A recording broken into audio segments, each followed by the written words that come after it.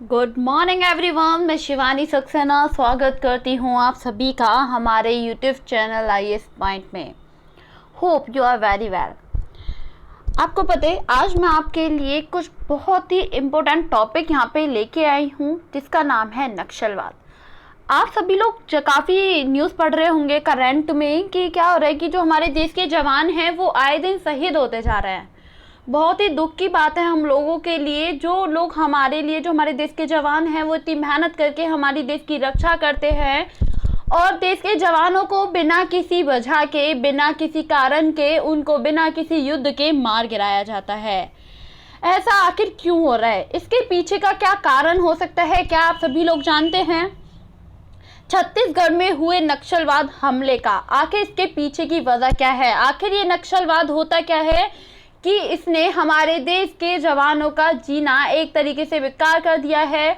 उन लोगों को, हमारे देश के जो जवान हैं उनको शहीद होते जा रहे हैं। वो आए दिन की झारखंड में हमला हो गया और बिहार में हमला हो गया और आज छत्तीसगढ़ में 22 जवानों पे हमला कर दिया गया, जिसमें कि आपका 22 जवान जो हैं वो शहीद हो चुके हैं और एक जवान आपके लापता हैं।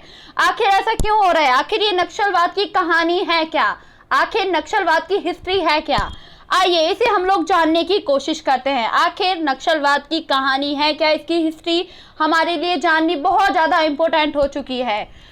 आपका जीएस पेपर जो 3rd है उसके लिए काफ़ी इम्पोर्टेंट है ये नक्सलवाद। आप देखेंगे 15 और 17 जो यूनिट है आप उसको ओपन करके देख लीजिए। नक्सलवाद की पूरी हिस्ट्री आपको अच्छी तरीके से उसमें बताई गई है। नक्सलवाद को जानने से पहले हम ये जान लेते हैं कि नक्सलवाद कोई पहला वाद नहीं है जो आज आया है। इससे पहले भी काफ़ी सारे वाद आ चुके हैं, लाइक ऐसा आपका समाजवाद और आपका मार्क्सवाद, लेनिनवाद, माओवाद। ठीक है, जिसकी जो माओवाद उसकी उत्पत्ति चीन से हुई थी और लेनिनवाद की आपका रूस की क्रांति, ठीक है, ये इससे लिया गया है। और जो आपका मार्क्सवाद है ना वो कहीं ना कहीं थोड़ा बहुत खूनी, एक तरीके से खूनी इसमें संघर्ष किए गए थे। ये बात यहाँ पे आपको समझ लेनी है। देन आपका 5th नंबर पे आता है नक्सलवाद। आखिर ये नक्सलवाद है क्या? आइए इसे हम लोग जानने की कोशिश करते हैं। आखिर इस नक्सलवाद की कहानी क्या है? आखिर इसके पीछे की हिस्ट्री आखिर है क्या? आइए इसे जानने की हम लोग कोशिश करते हैं। तो गाइस, नक्सलवाद क्या है कि जो एक किसानों के हक की आवाज़ के लिए चलाया गया आंदोलन आज एक आतंकवाद की तरफ बढ़ता ही जा रहा है। बढ़ता ही नहीं जा रहा है, बहुत ही आगे तक बढ़ चुका है और आगे भी बढ़ेगा अगर सरकार ने इसके लिए कोई खास कदम नहीं उठाए तो। दरअसल नक्सल शब्द की जो उत्पत्ति हुई है वो पश्चिम बंगाल के गांव नाक्सवाड़ी से बनी है। कहाँ से बना है? नक्सलवाड़ी से वो बना है। इस गांव से ही नक्सलवाद की शुरुआत हुई थी। ये बात यहाँ पे आपको काफ़ी अच्छे से समझ लेना है। आपको पता है क्या हुआ था? 1960 का दौर था, तब अंग्रेजों के जाने के बाद में भूमि सुधार के मामलों में ज़्यादा तेज़ी से वो नहीं बढ़ रहे थे और बंगाल के जो छोटे छोटे से जो किसान होते थे उन्हें ये लगता था कि वो अपने आप को बहुत ज़्यादा दबा हुआ, कुचला हुआ समझने लगे थे। ऐसी साल में क्या हुआ था, जो 1967 में हथियारबंद हिंसक आंदोलन की शुरुआत हुई थी और यहीं से नक्सलवाद का जन्म हुआ। ये बात यहाँ पे आपको काफ़ी अच्छे से समझ लेनी है। यहीं से नक्सलवाद का जन्म हुआ था, जिसका नेतृत्व जो किया था वो चारू मजुमदार और आपका कानू सन्यान ने किया था। इनका मानना था कि देश में जो भी मजदूर हैं वो सरकारी नीतियों और नेताओं से काफ़ी पीछे हट चुके हैं। मतलब सरकार की नीतियाँ और नेता उनका शोषण कर रहे हैं। इस शोषण को हथियारबंद आंदोलन से ही खत्म किया जा सकता है। ये किनकी थिंकिंग थी? ये उन लोगों की थिंकिंग थी। उसके बाद में उन्होंने 1969 में CPTML का गठन हुआ था। ये बात यहाँ पे आपको काफ़ी अच्छे से समझ लेनी है।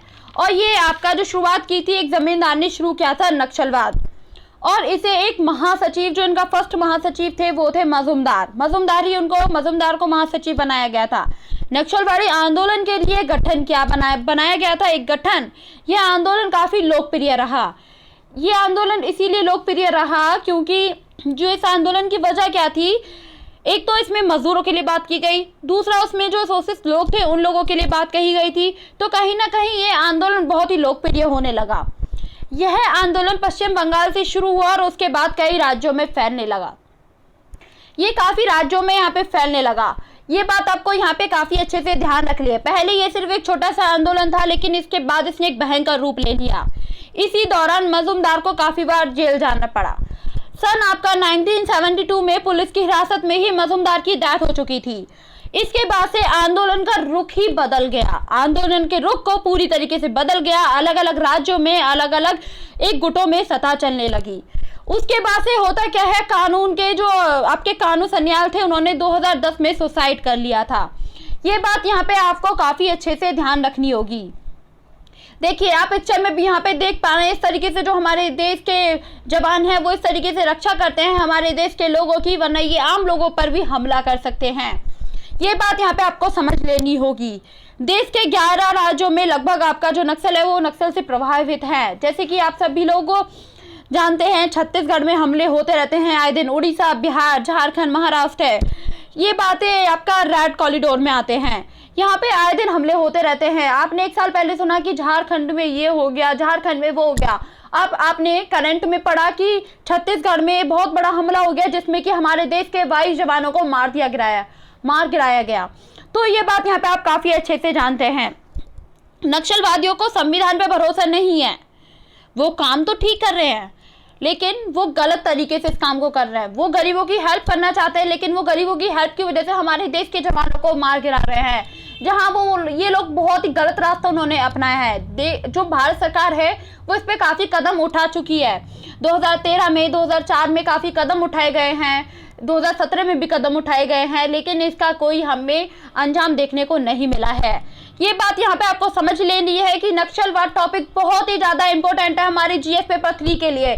यहाँ पे ये टॉपिक इसीलिए आपको नहीं बताया जा रहा है कि हमारे देश के जवान शहीद हो चुके हैं।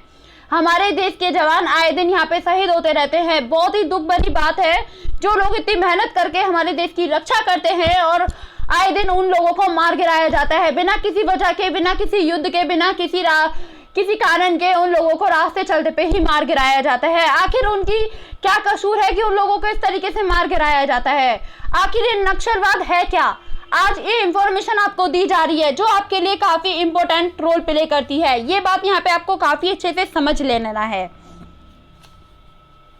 नक्सलवाद की चरणों को 3 पार्ट में डिवाइड करा गया था। जैसे कि आपका जो प्रथम पार्ट है उसमें आपका 1967 से लेके 1980 तक का है ये, ठीक है। नक्सलवाद की गतिविधियों का प्रथम चरण था ये। द्वितीय चरण था उनका 1980 से लेके 2004 तक। आपका तृतीय चरण जो था वो आपका 2004 तक ही था, ठीक है। वर्तमान में जारी इस चरण में नक्सलवादियों का राष्ट्रीय स्वरूप, उमस और एक तरीके से विदेशी संपर्क बढ़े, ठीक है, जिससे कि जो आंतरिक चुनौतियां थी वो भी आगे बढ़ती चली गई। ये बात यहाँ पे आपको काफी अच्छे से समझ लेनी है। अब क्या होता है आगे, इसे जानने की हम लोग कोशिश करते हैं। आपका साल 2004 में क्या हुआ था, एक गठन बनाया गया था जिसको नाम दिया गया था CPT, ठीक है, कम्युनिस्ट पार्टी और इंडिया, ठीक है, इसकी फुल फॉर्म है। यहाँ पे इसको लाया गया था दूसरे देशों से जुड़े नस्लियों के तार, मतलब दूसरे देशों में क्या हुआ था कि एक दूसरे के तार जुड़े हुए हैं, जैसे जो भारत के जो आतंकवादी हैं उनकी जो दर है वो और ज़्यादा मजबूत होती जा रही है। लाइक ऐसा जो नेपाल है, नेपाल की आपकी CPM और बांग्लादेश की PPSP, ठीक है। तो इस तरीके से जो हमारे भारत के आतंकवादी हैं उनकी जो दर है वो काफ़ी मजबूत होती जा रही है। अब यहाँ पे एक क्वेश्चन पुटअप हुआ कि नक्सलवादियों के बाद में इनके पास संसाधन कैसे आते होंगे। तो ये लोग क्या करते हैं, हमारे देश के जवानों पर, पुलिस पर हमला करते हैं और हमला करने के बहाने ये हमारे जवानों से हथियारों को लूट लेते हैं। और आप लगातार न्यूज़ देखते रहते होंगे कि झारखंड में आज जवान इतने शहीद हो गए और छत्तीसगढ़ में इतने जवानों को शहीद कर दिया गया है। लेकिन कहीं ना कहीं ये बहुत ही भयंकर रूप लेता जा रहे हैं। पहले सिर्फ एक छोटा सा कारण था कि ये लोग गरीबों की हेल्प करना चाहते थे कि जो किसान हैं उन लोगों को ये सुविधा नहीं मिल रही है, वो सुविधा नहीं मिल रही है। लेकिन धीरे धीरे इन लोगों ने एक गलत तरीके से काम करना शुरू किया और देश भर में ये आंदोलन काफ़ी लोकप्रिय होने लगा और आज ये पूरी चर्चा में आया हुआ है। छत्तीसगढ़ में हुए हमले को लेकर पूरी सरकार बहुत परेशान है कि देश के जवानों को इस तरीके से मार गिराया जा रहा है। इसके ऊपर लोग कविता लिखते थे। इसकी 2 पंक्तियां हैं जो मैं आप लोगों को बताना चाहती हूँ। आप लोग इन पंक्तियों को ध्यान से सुने और एनालिसिस करें कि क्या हम आगे ऐसे कौन से कदम उठाएं कि जिससे हमारे जो देश के जवान हैं वो एकदम सुरक्षित रहें। एक ही संविधान के नीचे भूख से खियाती हुई फली हथेली को नाम दे दिया गया और भूख में तनी दूसरी मिट्टी को नाम दे दिया गया नक्सलवादी। ये बात यहाँ पे आपको समझ लेनी है। यहाँ पे ये लोग हक की बात कर रहे हैं, लेकिन यहाँ पे अब हक की बात नहीं रही है। ये लोग गलत तरीके से वर्क कर रहे हैं और उसके कारण देश के जो जवान हैं वो आए दिन शहीद होते जा रहे हैं। आपको मैंने बताया कि किस तरीके से इसकी हिस्ट्री थी और कहाँ से ये शुरुआत हुई। ये बात यहाँ पे आपको काफ़ी अच्छे से समझ लेनी है। और मैं आपको फिर से बोलती हूँ कि ये टॉपिक आपके लिए इतना इम्पोर्टेंट है, आप इसको एनालिसिस करें, आप सरकार द्वारा किए गए कार्यक्रम से इसका मूल्यांकन करें और आप देखें कि ऐसे कौन से कदम उठाए जाएँ जो जिससे जल्द से जल्द इसको ख़त्म किया जा सके और हमारे देश के शहीदों को जो जवान शहीद हो रहे हैं उनको किस तरीके से बचाया जा सकता है। ये बात यहाँ पे आपको काफ़ी अच्छे से समझ लेनी होगी।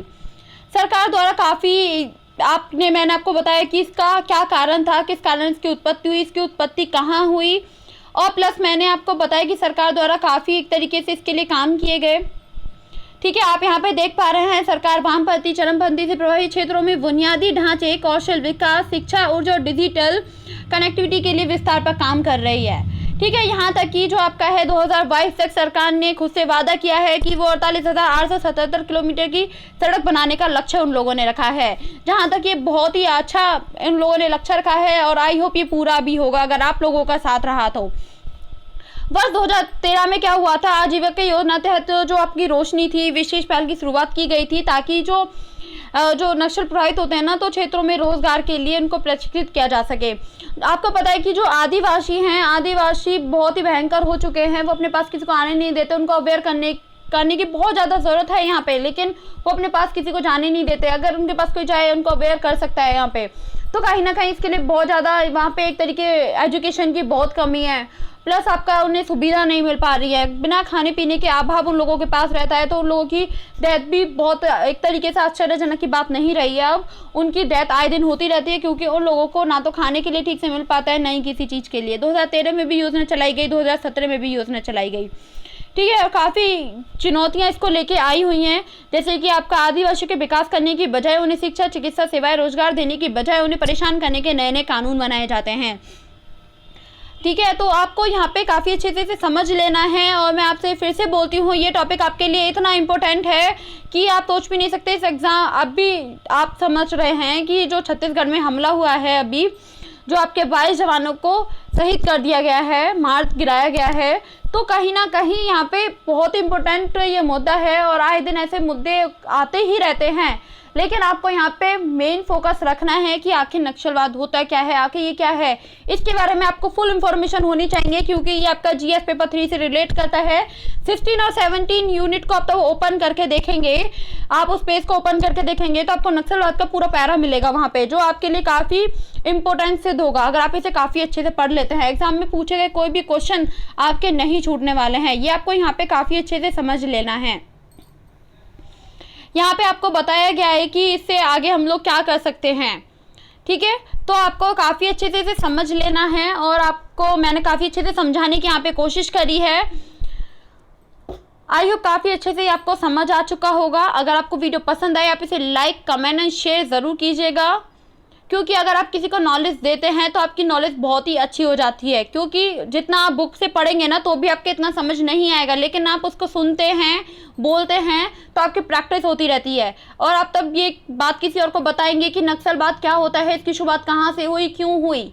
ठीक है, और जो हमारे देश के जवान हैं वो क्यों शहीद हो रहे हैं, इसके पीछे का क्या कारण है। अगर ये आप बात मेरे से सुनेंगे, आप इसी बात को किसी अपने फ्रेंड को बताएंगे, वो फ्रेंड किसी और को बताएगा, तो कहीं ना कहीं जो आपकी नॉलेज है वो बहुत ज़्यादा एकदम मजबूत होती जाएगी। ये आप फिर जिंदगी में कभी नहीं भूल पाएंगे कि नक्सलवाद आखिर होता क्या है। इसीलिए इस वीडियो को आप ज़्यादा से ज़्यादा शेयर कीजिए, ज़्यादा से ज़्यादा लोगों को पता चले कि आखिर हमारे देश के जो जवान हैं जो शहीद हो रहे हैं उनके पीछे का कारण क्या होता है। आज के लिए इतना ही गाइस, मैं कल आप लोगों के लिए एक नए टॉपिक पे फिर से एक नई वीडियो लेके आऊंगी जो आपके जीएस पेपर से रिलेट करेगी और आपके लिए काफ़ी इंपॉर्टेंट होगी। So bye bye, thank you so much guys, thank you.